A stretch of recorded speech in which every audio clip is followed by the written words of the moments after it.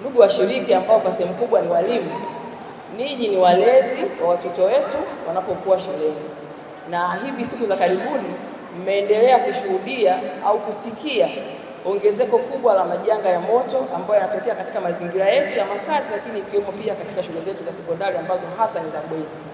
Kwa mujibu wa takwimu ambazo zimetolewa na Jeshi la Zimamoto kwa mwaka 2025, jumla ya ajali za moto 3,391 ziliripotiwa, lakini katika hizo kulikuwa kuna vifo 114. Mbali na vifo pamekuwepo pia na majeruhi ambao wasiopungua 275. Kwa maana hiyo tunaona ni kwa namna gani ongezeko hili limekuwa kubwa ndani ya Tanzania na hasa katika maeneo yetu ambayo nyinyi walimu mmekuwa ni sehemu au mmekuwa watu muhimu sana katika swala zima la utoaji wa elimu kwa watoto wetu. Na hivi siku za karibuni ikiwemo mwaka juzi, mwaka jana na mwaka huu pia tumeendelea kushuhudia ajali za moto ambazo zimetokea katika maeneo ya shule, ikiwemo shule ya sekondari Sumbe mwaka jana 2025, mabweni mawili yaliungua, ingawa hakutokea vifo, lakini palitokea madhara makubwa, hakukuwa na majeruhi, ingawa waliwahi kwenda kuokoa.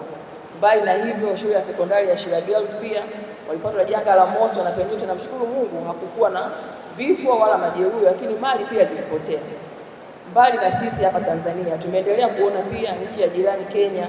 Mwaka juzi shule ya msingi inaitwa nini ile Hillside iliyoko Nyeri, watoto takriban 18 mpaka 21 walifariki kutokana na ajali ya moto. Lakini mwaka huu pia shule ya sekondari ya utumishi wasichana 16 wamefariki kutokana na majanga ya moto.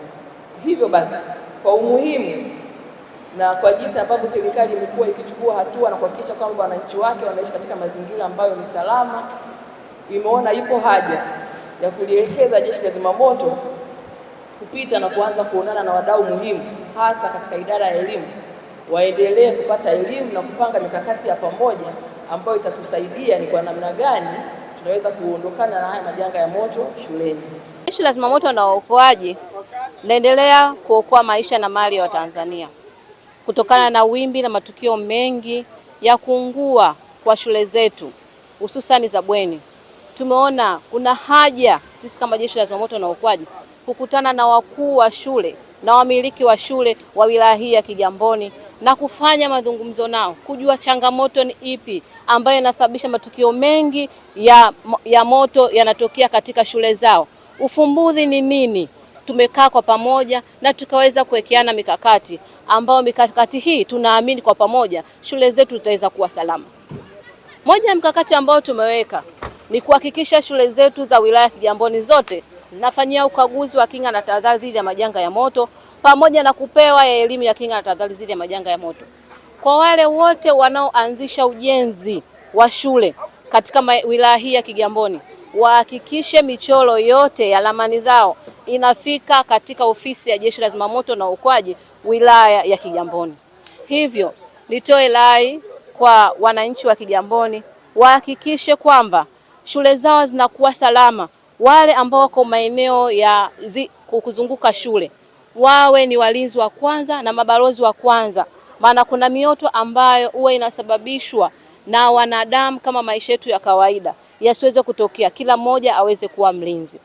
Pia sisi kama Jeshi la Zimamoto na Uokoaji kushirikiana na walimu, moja ya mkakati tunataka kwamba elimu itakayotolewa kwa wananchi wa Kigamboni iweze kuwasaidia pindi majanga yanapotokea. Wito wangu kwa wamiliki wa shule na wakuu wa shule wilaya hii ya Kigamboni, mikakati yote tuliyowekeana ya kudhibiti matukio ya moto katika shule zetu iweze kufanyika, na ninawaomba watambue usalama unaanza na wewe.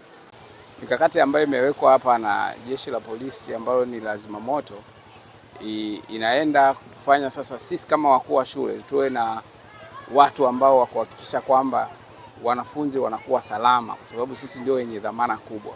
Kwa hiyo mikakati iliyowekwa kwa upande wa michoro ya majengo na hata marekebisho ambayo yatafanyika baada ya majengo ambayo yalikosewa yatatufanya sisi sasa tuwe huru pia hata katika uongozi wetu kujiona ni watu ambao tunasimamia watu na kwa kuangalia utu zaidi, ili tusiwe sehemu ya viongozi ambaye tumesababisha vifo kwa vijana ambao tunakuwa nao. Kwa ni elimu ya msingi sana kuipata kwa ajili ya kuhakikisha kwamba watoto wanafikiwa, walimu wenzetu pia wanafikiwa ili kuweza kukabiliana na majanga ya moto.